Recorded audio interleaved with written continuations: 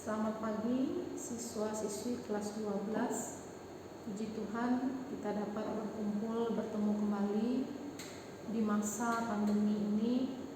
Walaupun kita dibatasi oleh jarak dan waktu, tapi kami sebagai pendidik di SMA Negeri 10 Palangkaraya berusaha untuk selalu membimbing, mengajak kalian belajar, walaupun kalian belajarnya dari rumah saja. Untuk mata pelajaran kimia semester 1 tahun 2020-2021, Ibu dipercaya masih membimbing kalian. Saya gunakan buku ini sebagai referensi bagi kita belajar, buku kimia untuk SMA, peminatan matematika dan ilmu alam kelas 12, terbitan PT Intan Pariwara. Kalian boleh pinjam buku ini di perpustakaan. Silahkan menghubungi Ibu Elok Margaret, Ibu Sunarsi Putri, dan Ibu Mimi Amanah, atau langsung kepada saya mengambil buku ini. Ya, kalau kalian mau membeli di luar boleh, karena ini tersedia biasanya ada di toko buku pustaka ilmu. Di kelas 12 kita akan belajar materi awal kita adalah sifat koligatif larutan. Boleh kalian buka di halaman 1. Di situ ada peta konsep tentang sifat koligatif larutan. Tujuan pembelajaran sifat koligatif larutan ini adalah kita mampu menjelaskan penyebab adanya fenomena sifat koligatif larutan, mampu membedakan sifat koligatif larutan elektrolit dan larutan non-elektrolit, mampu menyajikan hasil analisis data untuk menentukan derajat ionisasi senyawa, mampu membandingkan sifat koligatif larutan elektrolit dengan larutan non-elektrolit, mampu menyajikan makalah mengenai penerapan sifat koligatif larutan dalam kehidupan sehari-hari. Kalian boleh buka halaman selanjutnya, kita masuk ke pendalaman materi. Silakan kalian membuka buku halaman 3. Kita akan masuk ke pendalaman materi. Yang pertama, kita akan memahami apa itu sifat koligatif larutan dan satuan konsentrasi. Sifat koligatif larutan. Mungkin kalian baru pertama kali ini mendengarkan istilah sifat koligatif larutan. Padahal setiap hari Ibu yakin kalian sudah melakukan dan bersentuhan dengan kegiatan yang mengarah pada sifat koligatif larutan. Contoh paling sering, kita ingin membuat air yang semula dia cair menjadi beku. Yang kita lakukan adalah memasukkan air yang cair ini ke dalam lemari pendingin, ke freezer pembeku. Pada saat air tersebut mencapai titik beku, maka dia akan mulai membeku. Ya. Nah, jadi kegiatan ini sebenarnya yang membuat sebenarnya sudah kita lakukan dalam kehidupan kita sehari-hari, membuat air yang cair menjadi beku. Kalau dia air sendiri, air murni, pada saat 0 derajat Celcius dia tepat mencapai titik beku. Bagaimana kalau di dalam air kita tambahkan zat terlarut? Zat terlarut itu adalah zat yang kita tambahkan ke dalam zat pengarut. Jadi zat pengarut universal itu air, kita tambahkan zat terlarut, misalnya gula. Tadi air murni, titik bekunya adalah 0 derajat Celcius. Tetapi kalau kita menambahkan zat terlarut di dalamnya, air tersebut tidak akan beku pada 0 derajat Celcius, tetapi dia memerlukan suhu yang lebih rendah lagi untuk dia mencapai titik bekunya. Ya, kenapa? Karena sifat larutan tidak tergantung pada jenis zat terlarut, tetapi ditentukan oleh banyaknya zat terlarut.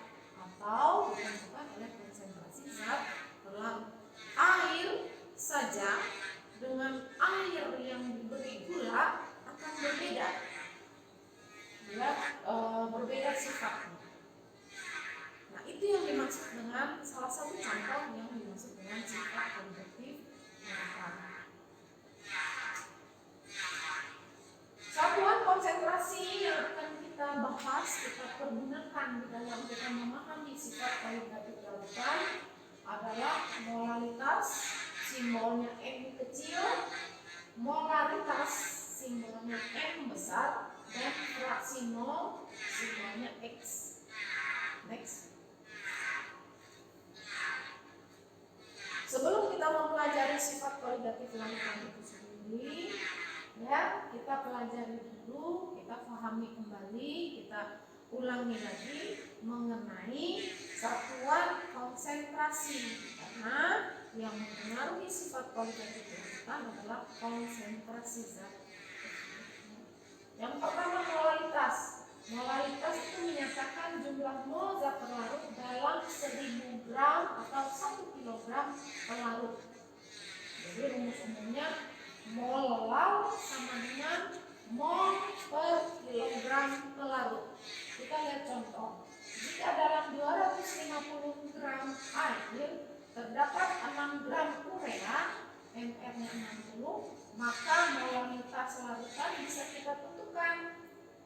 Ya, mol adalah gram per ml, ya. Kita sudah belajar itu rumus mencari menentukan mol adalah banyaknya jumlah partikel dalam setiap massa molekul relatif atau senyawa dan massa atom relatif dari unsur. Karena urea itu adalah senyawa, maka kita pakai istilah MR, massa molekul relatif. Jadi 6 gram urea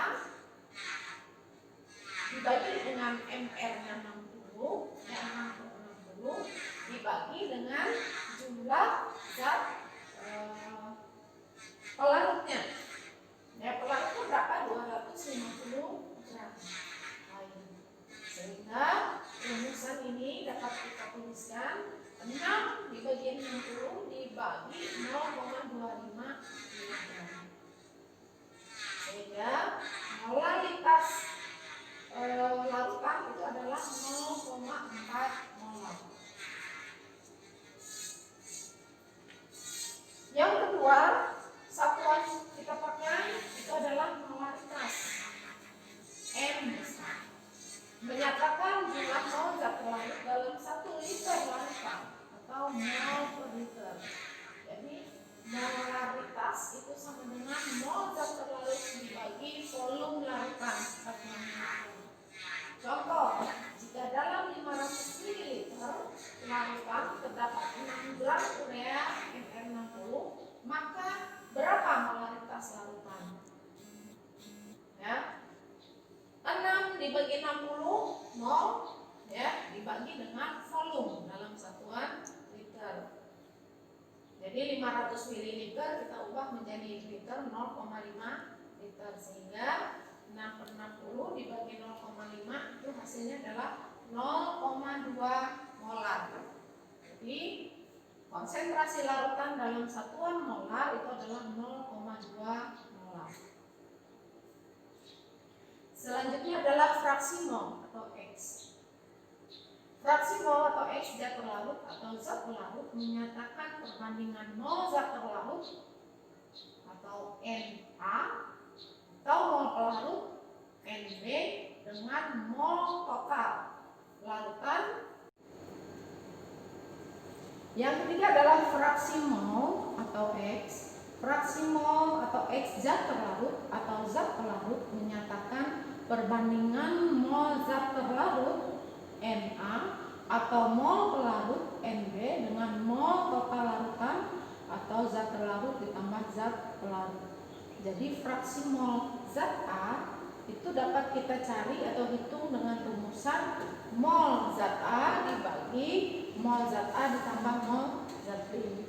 Demikian juga untuk fraksi mol zat B itu sama dengan mol zat B dibagi mol zat A ditambah mol zat B, dengan A itu adalah zat terlarut dan B itu adalah zat pelarut. Contoh,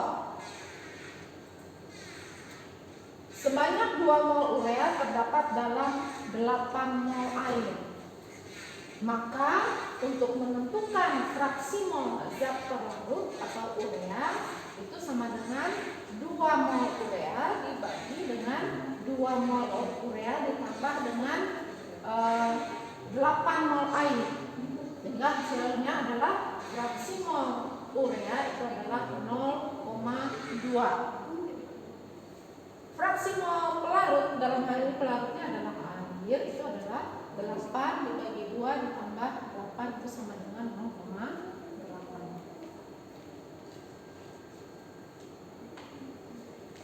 Silakan kalian buka di halaman selanjutnya, yaitu halaman 8. Kita akan bersama-sama memahami tentang sifat koligatif larutan non-elektrolit dan elektrolit. Coba kalian lihat di halaman 8. Kita akan pelajari bagian B. Satunya adalah sifat koligatif larutan non-elektrolit. Apa itu sifat koligatif larutan? Jadi sifat koligatif larutan itu ada 4. Yang pertama adalah penurunan tekanan uap. Yang kedua adalah penurunan titik beku. Yang ketiga adalah kenaikan titik didih, dan yang keempat adalah tekanan osmotik atau osmosis. Ya, jadi sifat koligatif larutan itu ada 4. Boleh kalian buka di halaman 8 dan halaman 9.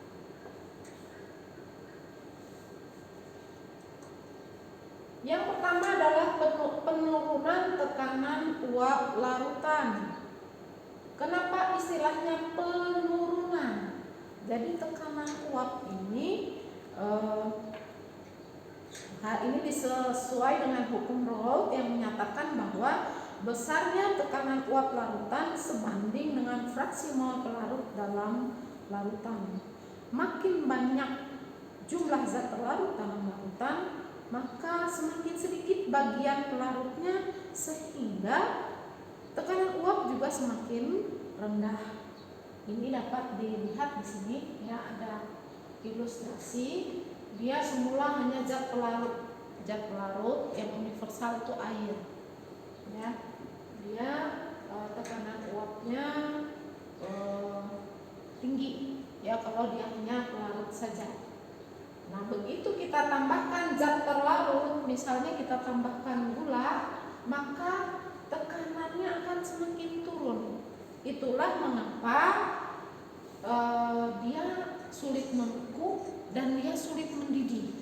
Kalau kita tambahkan larutan menjadi larutan, jadi zat pelarut semula air, kita tambahkan zat terlarut, dia menjadi larutan.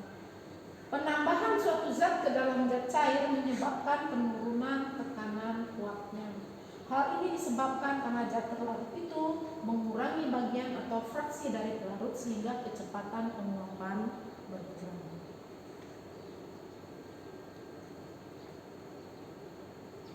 Coba kita lihat diagram PT. Diagram P ini pressure atau tekanan, T ini temperatur atau suhu.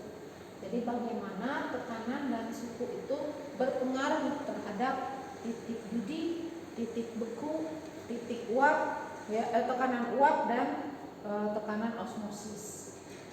Kita lihat apabila dia ada fase padat, fase cair dan fase gas, itu masing-masing berbeda. Ya, apabila dia fase padat, maka tekanan dan suhu itu membuat tekanannya akan berada di titik yang lebih rendah apabila dibanding dia berfasa cair dan dibanding dengan fase gas. Jadi fase padat ini tekanan uapnya semakin rendah, tekanan osmosisnya semakin tinggi, ya.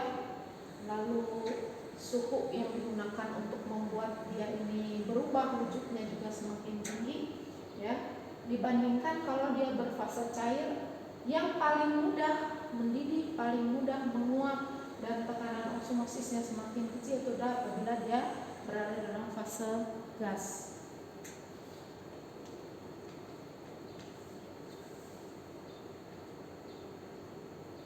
Kalian boleh buka di halaman 9, bagian A, penurunan tekanan uap.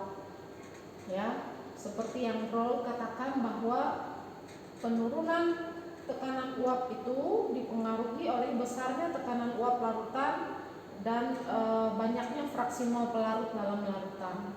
Jadi dia membuat rumusan P sama dengan P0 dikali XP, di mana P itu adalah tekanan uap jenuh larutan, P0 tekanan uap jenuh pelarut murni apabila dia masih dalam bentuk wujud air saja tanpa ada zat terlarut di dalamnya, dan XB itu adalah fraksi mol pelarut. Kita harus ingat bahwa fraksi mol A ditambah fraksi mol B itu totalnya adalah harus sama dengan 1.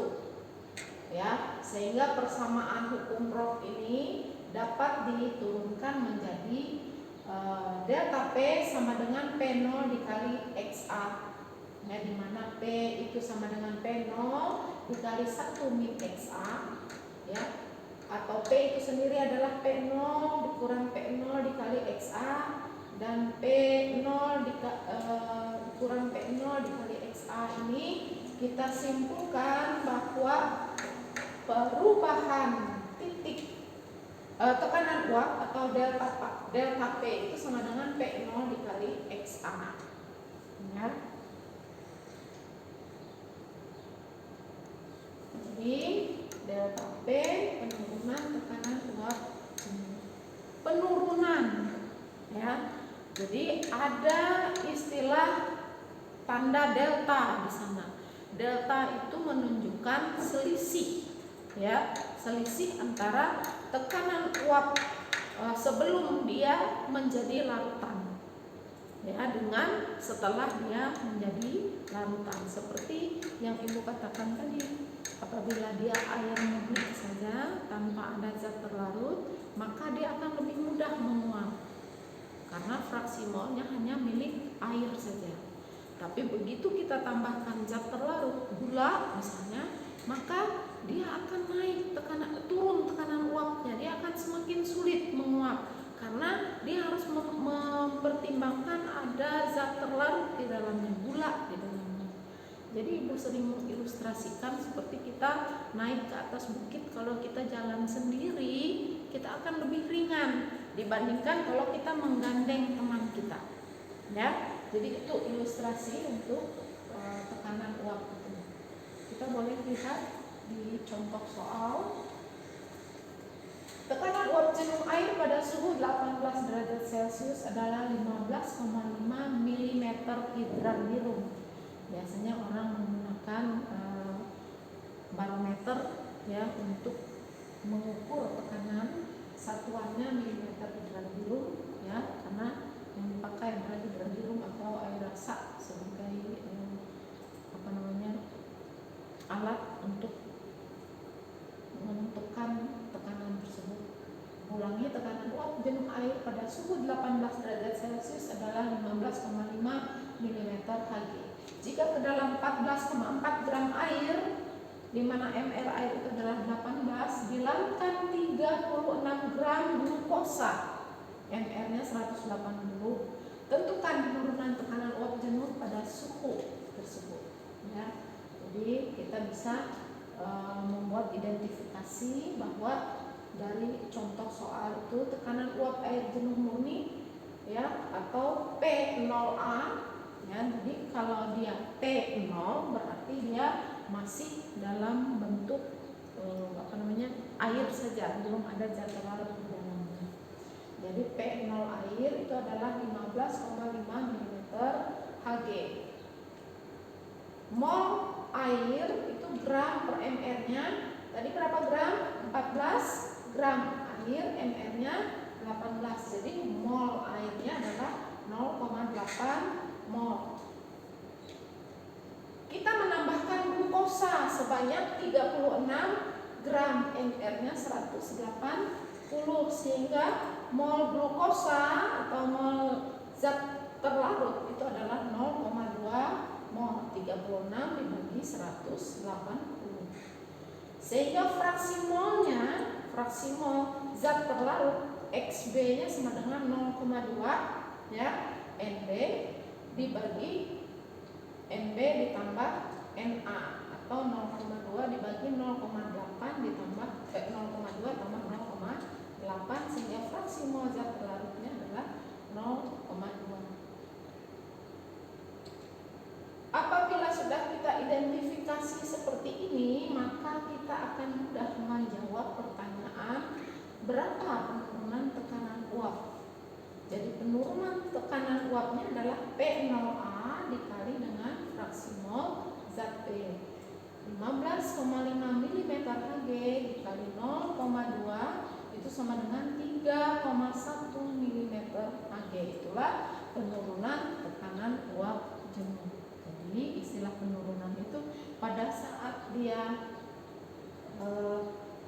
pada suhu 18 derajat Celcius tekanan uapnya 15,5. Begitu kita tambahkan glukosa, maka 15,5 dikurang 3,1 mm Hg itulah penurunan tekanannya. Berapa perubahannya? 3,1 mm Hg. Ya, jadi pada saat dia ditambahkan gula di dalam air, maka tekanan uapnya akan turun 15,5 dikurang 3,1. Berapa tekanan uapnya? Ya, 15,5 dikurang 3,1 ya, 4,2. Jadi pada saat tekanannya pada saat kita tambahkan 36 gram glukosa ke dalam air, maka tekanan uapnya menjadi 12,4. Bisa dipahami ya? Silahkan kalian boleh catat ya, nanti PowerPoint juga akan Ibu bagikan via WA. Kalian pelajari, kalau ada pertanyaan boleh kalian tanyakan langsung, boleh melalui WA group atau kalian japri ke Ibu ya, melalui jalur pribadi ke WA Ibu. Silakan, Ibu akan layani. Kita lanjutkan. Yang kedua, sifat koligatif larutan yang kedua adalah titik beku atau penurunan titik beku, delta TF ya, diambil dari istilah bahasa Inggris. F-nya itu adalah freeze, artinya membeku. Jadi penurunan titik beku, besarnya penurunan titik beku itu, titik beku cairan adalah suhu pada saat tekanan uap cairan sama dengan tekanan uap pelarut pada murni. Adanya zat terlarut menyebabkan titik beku larutan lebih rendah dibandingkan titik beku pelarut murninya. Ilustrasinya seperti di awal dikatakan, kalau kita ingin membuat air membeku, kita masukkan dia ke dalam freezer pada suhu 0 derajat Celcius, dia akan mencapai titik bekunya. Tetapi kalau ke dalam air kita tambahkan zat terlarut gula misalnya, maka air akan kita sebut menjadi larutan gula. Larutan gula membeku tidak di 0 derajat Celcius, tetapi dia perlu suhu yang lebih rendah lagi, karena gula itu yang mempengaruhi kenaikan titik didih larutan. Sama kalau dia hanya zat pelarut saja, air murni saja, maka dia mendidih di suhu 100 derajat Celcius. Tetapi kita ubah dia menjadi larutan, kita tambahkan zat terlarut di dalamnya, maka dia perlu suhu yang lebih tinggi lagi daripada 100 derajat Celcius untuk dia mencapai titik didih. Adanya penurunan tekanan uap jenuh mengakibatkan titik didih larutan lebih tinggi dari titik didih pelarut murni. Kenaikan titik didih simbolnya delta TB, B diambil dari kata boil atau mendidih dalam bahasa Inggris. Ya, menurut hukum Raoult, delta TB sama dengan M dikali KB. Ya, delta TB sama dengan M dikali KB. M itu molalitas, KB itu adalah Tetapan kenaikan titik didih dalam satuan molar. Ya, jadi kalau tadi KF itu tetapan penurunan titik beku, kalau KB adalah tetapan atau konstanta titik didih larutan. Delta TF adalah M dikali KF. Ya, jadi apa hubungan antara titik beku dengan titik didih di sini? Ya, kita lihat hubungan titik beku dengan titik didih, bahwa apabila di dalam larutan kita tambah zat pelarut, kita tambahkan zat pelarut, maka titik bekunya akan semakin turun, tetapi titik didihnya akan semakin naik. Boleh kita lihat contoh soal.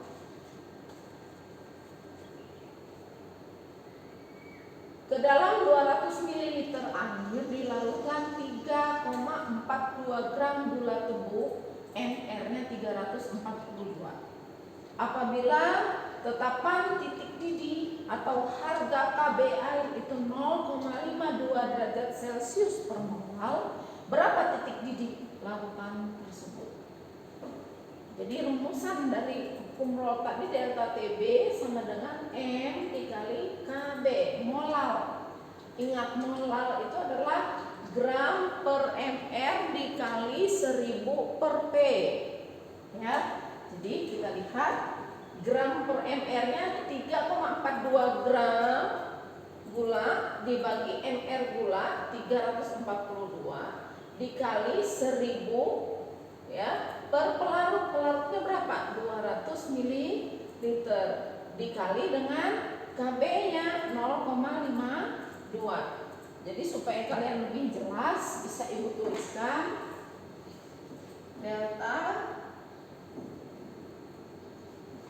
TB sama dengan M dikali KB, di mana M itu adalah molar. Molaritas itu rumusnya adalah gram per mr dikali 1000 per pelarut dikali dengan KB. Berapa gram gula? 3,42. Berapa mr-nya? 342 dikali 1000 per 200. Apa itu 200? Jumlah berapa volume air yang ditambahkan di dalam larutan untuk membuat larutan tersebut. Dengan KB sudah ada di dalam ketetapan soal itu 50 ya, sehingga diperolehlah bahwa kenaikan titik bekunya 23,13 derajat Celcius. Pertanyaannya, kenaikan titik didih tadi. Pertanyaannya, berapa titik didih larutan? Ya, jadi delta TB itu sama dengan berapa titik didih larutan dikurangi dengan titik didih pelarut murni air. Kita tahu air itu mendidih pada suhu 100 derajat Celcius. Berarti TB larutannya, ya, titik didih larutannya itu adalah berapa titik didih pelarut ditambah dengan perubahan titik didih yang 23,13 derajat Celcius. Berarti 100 derajat Celcius ditambah 23,13 sama dengan 123,13 derajat Celcius. Jadi kalau dia air saja, dia mendidih di suhu 100 derajat Celcius. Kita tambahkan gula ke dalamnya, maka dia perlu suhu lebih tinggi lagi, 23,13 derajat Celcius, sehingga titik didih larutan gula tersebut adalah 123,13 derajat Celcius. Baru dia mencapai titik didihnya.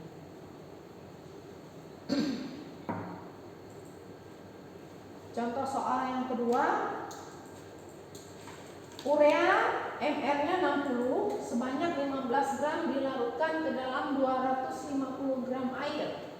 Jika tetapan titik beku air itu adalah 1,86 derajat Celcius per mol, berapa titik beku larutan urea tersebut? Ya, jadi rumusannya serupa, tetapi delta TF yang kita hitung dulu, penurunan titik beku itu sama dengan molalitas dikali dengan tetapan titik beku, ya, KF, yang sudah diketahui di dalam soal. Jadi sama, ya, kalau kita uraikan sama dengan kita menentukan titik digit tadi, ya.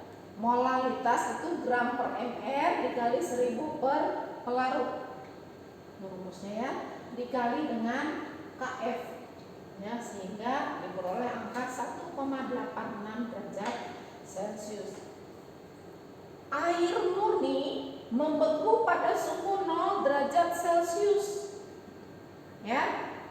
Yang ditanyakan berapa titik beku larutan kalau dia kita tambahkan urea ke dalamnya, maka perubahan titik beku itu sama dengan titik beku pelarut dikurangi dengan titik beku larutan. Perubahannya 0 derajat Celcius dikurang 1,86 derajat Celcius itu sama dengan negatif 1,86 derajat Celcius. Air saja akan membeku pada 0 derajat Celcius, titik bekunya pada 0 derajat Celcius. Tetapi kalau kita tambahkan urea ke dalamnya, maka dia perlu suhu yang lebih rendah lagi. Berapa? Pada suhu negatif 1,86 derajat Celcius baru dia mencapai titik bekunya.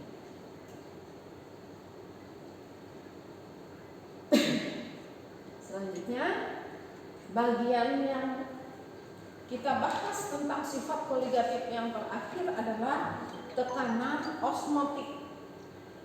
Jadi tekanan osmotik itu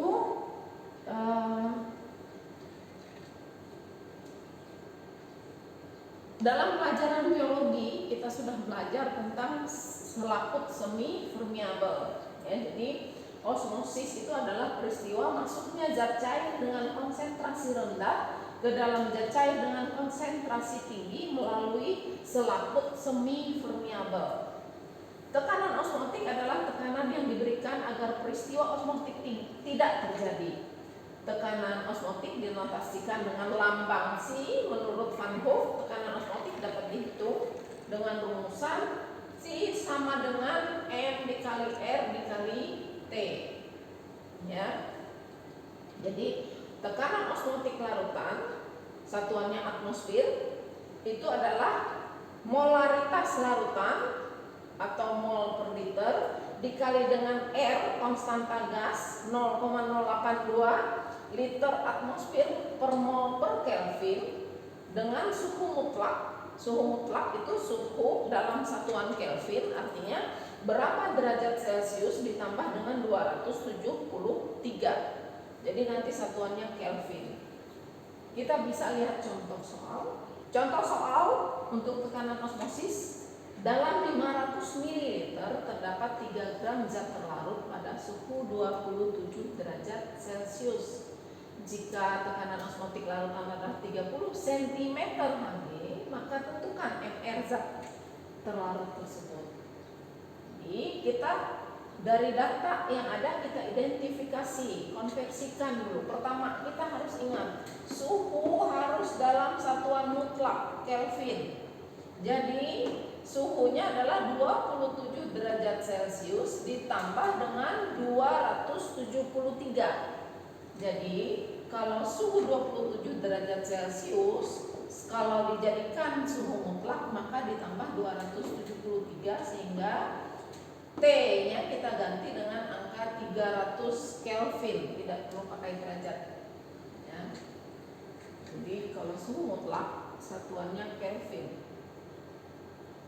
Tekanan osmotik dari soal itu adalah 30 cm Hg.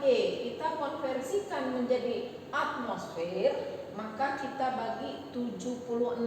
Jadi 30 dibagi 76 sehingga tekanannya 0,395 atmosfer. Rumusan tekanan osmotik itu adalah molaritas dikali tetapan gas dikalikan dengan suhu mutlak. Jadi 0,395 sama dengan molaritas. Ya. Kalau di dalam contoh soal penyelesaiannya kita menggunakan istilah 3/mR dikali 1000/500, kita ingat kepada molaritas ya, molal yang tandanya M kecil. Boleh kita pakai rumusannya gram per mR dikali 1000/P. Berapa gram yang kita larutkan? Itu 3 gram. Kita ganti dengan angka 3. Berapa mR itu yang akan kita cari? Dikali 1000 per pelarutnya berapa? 500 ml dikali dengan R 0,082 dikali dengan T 300. Sehingga hasilnya adalah setelah kita hitung ya 0,082 dikali 300 ya. Kita bagi dulu 1000/500 itu sama dengan 2 ya kan, 3/mR. Ini nanti kita cari mR-nya sehingga hasil akhirnya nanti adalah 197,5 mR dikali 73.800 sehingga mR-nya dapat kita hitung adalah sebesar 374. Tuh, hitung aja dulu semua. Atau kita gunakan molaritas ya. Molaritas itu adalah rumusnya adalah mol per liter ya. Dan mol itu sendiri ya, mol itu sendiri itu adalah gram per mR. Jadi mR-nya bisa kita hitung nanti. Kalian boleh pakai penyelesaian seperti ini atau menggunakan penyelesaian kembalikan ke satuan dari molaritas itu ya. Pengertian daripada molaritas adalah mol banyaknya partikel zat yang terdapat dalam setiap liter larutan. Kita ubah semua lambang-lambang ini menjadi angka. 30 cm Hg itu sama dengan mol per liter dikali 0,082 dikali 27 tambah 273 ini kan suhu mutlak. 0,082 dikali 300 itu 24,6. 30 cm Hg kita ubah menjadi atmosfer 0,395. Dari mana? 30 dibagi 76. Mol per 0,5. Kenapa 0,5? 500 ml kita ubah konversikan menjadi liter itu adalah 0,5 liter karena 1 liter itu adalah 1000 ml. Jadi kalau 500 ml itu adalah separuhnya, setengahnya, 0,5 liter. Masukkan semua angka sehingga dapat kita ketahui bahwa mol per liter itu sama dengan 0,016 ya.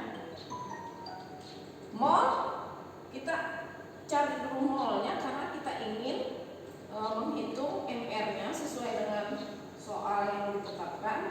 Kita diminta untuk menentukan mR, maka mol itu sebenarnya 0,02 kali 0,5 itu sama dengan 0,08. Dari mana 0,02 kali 0,5?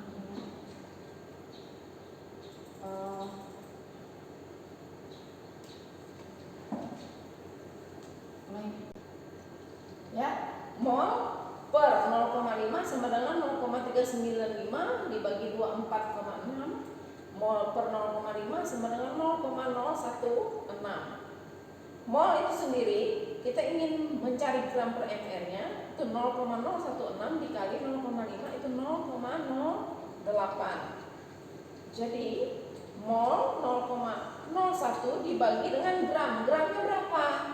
3 ya. Massa zat terlarut pada suhu 27 derajat Celcius di dalam soal itu adalah 3 gram. dibagi dengan MR sehingga kita bisa menentukan MR-nya adalah 375. Bu, kok berbeda? Di sini 374, ini 375. Ini pengaruh terhadap pembulatan. Ya, pembulatan dari 0,395 dibagi 24,6. Jadi MR-nya 374. Kalau kita menggunakan seperti ini atau 375, pembulatannya pengaruh angka signifikan. Jadi itu materi yang dapat Ibu sampaikan hari ini untuk kalian tentang sifat koligatif larutan. Yang kita bahas tadi adalah sifat koligatif larutan non-elektrolit. Jadi Ibu akan menitipkan soal ya kepada kalian. Silakan Bu, kita lihat latihan soal. Di dalam latihan soal bisa kalian lihat di PowerPoint ya. Ada soal nomor 1, soal nomor 2. Jadi ada 2 soal yang Ibu minta kalian jawab. Jawaban kalian boleh bagikan atau kalian berikan melalui WA group atau ke jalur pribadi, ke WA pribadi Ibu ya. Demikian ya yang dapat Ibu sampaikan. Semoga kalian bisa memahami tentang sifat koligatif larutan. Jadi dapat kita simpulkan bahwa sifat koligatif larutan itu ada 4. Yang pertama adalah penurunan tekanan uap, yang kedua adalah penurunan titik beku, ketiga kenaikan titik didih, keempat tekanan osmosis. Semua hal ini sudah kita alami dalam kehidupan kita sehari-hari. Hanya kita memang karena kita belum mengenalnya lebih jauh, kita menganggap ini adalah hal yang baru. Tetapi Ibu sekali lagi minta kepada kalian, bacalah buku yang sudah Ibu pinjamkan kepada kalian ini. Kalian lihat peta konsep di halaman 1 sehingga kalian akan mudah untuk memahami tentang sifat koligatif larutan. Kalau ada pertanyaan bisa sampaikan kepada Ibu. Demikian yang dapat Ibu sampaikan. Terima kasih. Sampai ketemu di lain waktu.